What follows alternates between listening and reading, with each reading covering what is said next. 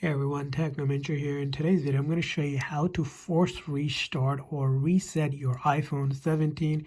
This is the first thing you're going to do when it comes to troubleshooting your iPhone with any problems or issues that you may be experiencing.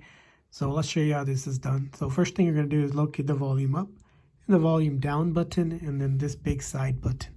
So what we need to do is quickly press and release volume up, followed by volume down in that sequence, and then hold down onto this big side button.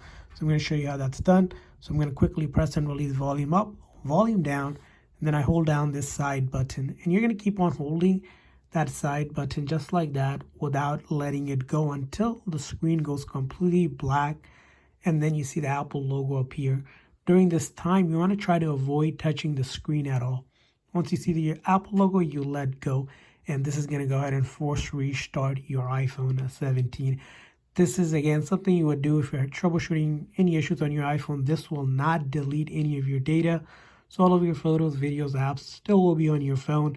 And as you can see, I have done this. And it might not work the very first time, especially if you're doing it and this is your first time trying it. So it might take a couple tries to get the hang of it. So just keep on trying, and this method will work.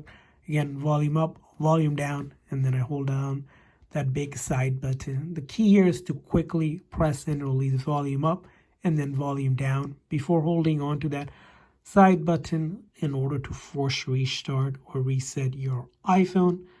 And I let go once I see the Apple logo.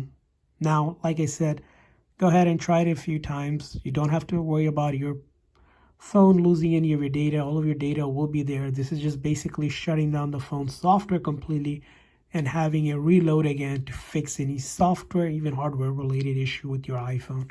And I hope this video was helpful. If so, please consider hitting the like and subscribe button for more tips and tricks for your iPhone. We'll see you guys next time.